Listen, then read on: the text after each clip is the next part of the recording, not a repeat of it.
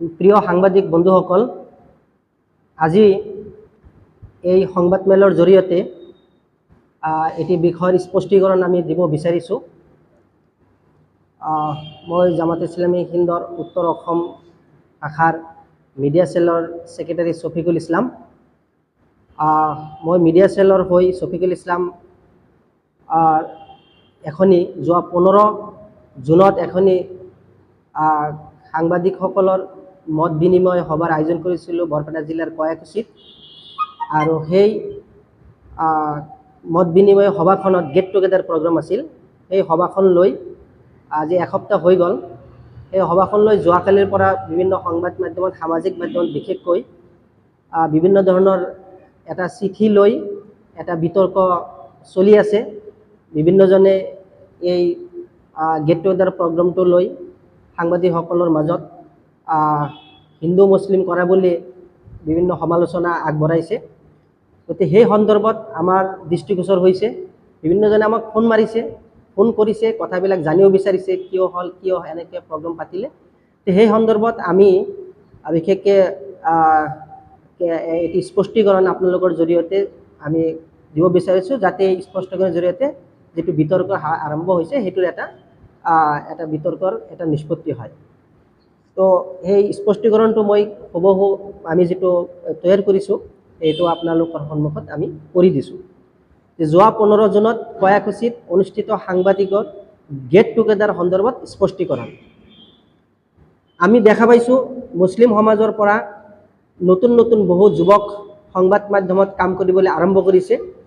বিশেষকৈ বিভিন্ন চেনেল পৰ্টেলৰ জৰিয়তে সংবাদ পৰিৱেশন কৰা দেখা গৈছে।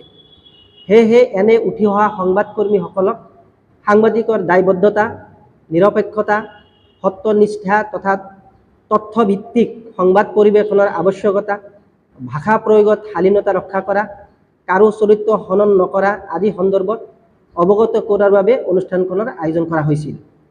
লগতে সমাজত দেখা দিয়া বাল্যবিবাহ, ড্ৰাগছ, জুৱা আদি অসামাজিক কৰ্মবোৰ দূৰ কৰাৰ ক্ষেত্ৰতো সংবাদকৰ্মীসকলৰ দায়িত্ব আৰু ভূমিকা সম্পৰ্কেও আলোচনাই আছিল সভাখনৰ উদ্দেশ্য। সেয়েহে যাতে কনিষ্ঠসকলক জ্যেষ্ঠসকলে কিছু দিহা পৰামৰ্শ দিব পাৰে, সেই উদ্দেশ্যে লৈ এই গেট টুগেডাৰৰ আয়োজন কৰা হৈছিল। এই সভাখন কোনো জিলা ভিত্তিক কৰা হোৱা নাছিল। নিৰ্দিষ্ট কিছু চিনাকি জ্যেষ্ঠ সাংবাদিক আৰু বিশেষকৈ সামাজিক মাধ্যমত নতুনকৈ সাংবাদিকতা কৰা সংবাদকৰ্মীসকলক নিমন্ত্ৰণ জনোৱা হৈছিল। জামাত ইছলামী হিন্দ উত্তৰ অসমৰ মিডিয়া বিভাগৰ ছেক্ৰেটাৰী হিচাপে এই সভাখন মই আয়োজন কৰিছিলোঁ।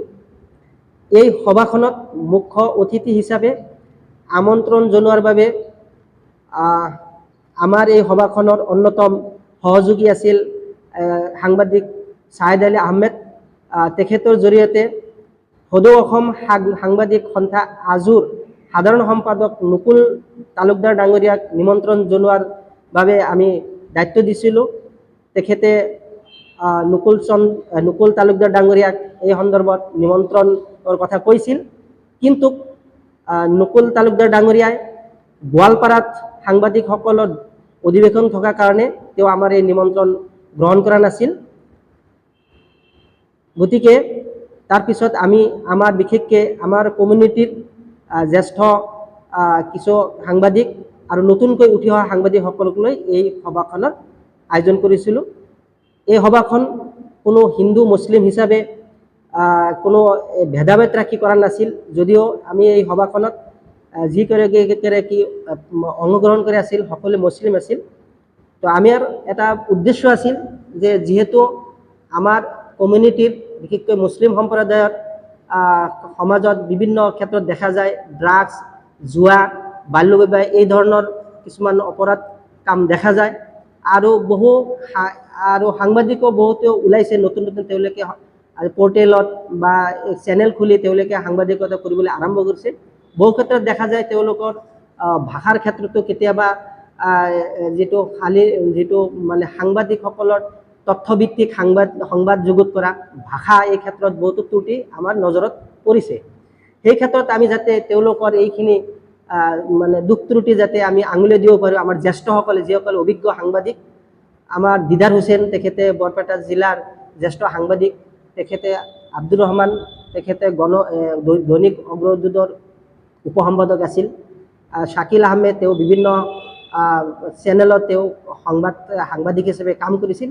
আমি তেখেতসকলক মাতিছিলোঁ যে আমাৰ কনিষ্ঠ যিসকল আছে উঠি অহা তেখেতসকলক যাতে এই ক্ষেত্ৰত কিছু কথা তেওঁলোকে দিহা পৰামৰ্শ দিয়ে, যাতে তেওঁলোকৰ এই উঠি অহা যিসকল সাংবাদিক আছে বা সংবাদ কৰ্মী হিচাপে কাম কৰি আছে তেখেতসকলে এটা শুদ্ধ সংবাদ জগতত এটা সেৱা আগবঢ়াব পাৰে। আৰু সাংবাদিক হিচাপে আমাৰ সমাজত যিটো কৰণীয় এটা দায়িত্ব আছে, এই অপৰাধ কৰ্মবোৰ যাতে তেওঁলোকে দূৰ কৰাতে এটা ভূমিকা ল'ব পাৰে, সেইকাৰণে আমি এই আমাৰ চিনাকি যিসকল আছিল আমাৰ বিশেষকৈ গাঁও অঞ্চলৰ যিখিনি সংবাদ পৰিৱেশনৰ কাৰণে তেওঁলোকে আগবাঢ়ি আছে, আমি তেখেতসকলক আমন্ত্ৰণ কৰিছিলোঁ। আমি আত্মসমালোচনামূলক কিছু কথা আমি পাতিছিলোঁ যে সাংবাদিক হ'বলৈ হ'লে কিছুমান নীতি নিয়ম, সাংবাদিকৰ ধৰ্ম আমি পালন কৰিব লাগে, নিৰপেক্ষতা, তথ্যভিত্তিক সংবাদ পৰিৱেশন, এইখিনি আমি আয়োজন কৰিছিলোঁ। খুব সুন্দৰকৈ প্ৰগ্ৰামটো হৈছিল। কিন্তু এই চিঠিখন লৈ যোৱাকালিৰ পৰা যিটো সামাজিক মাধ্যমত চৰ্চা চলিছে, এইটো আমাৰ দৃষ্টিগোচৰ হৈছে, আকৌ কৈছোঁ। গতিকে আমি যিসকলে এইটো লৈ বিভিন্ন নেতিবাচক সমালোচনা কৰি আছে, আমি তেখেতসকলক উদ্দেশ্য কৰি আমি আকৌ আমাৰ স্পষ্টীকৰণটো আমি দাঙি ধৰিলোঁ যে এইটো কোনো ধৰণৰ যিভাৱে লিখা হৈ আছে হিন্দু মুছলিম, এইটো আমি কেতিয়াও আমাৰ এইটো মানসিকতা নহয়। আমি আমাৰ কমিউনিটিৰ যিখিনি উঠি অহা তেওঁলোকক আমি এটা এনকাৰেজ কৰা, উৎসাহ দিয়া, এই কাৰণে আমি অনুষ্ঠানটোৰ আয়োজন কৰিছোঁ।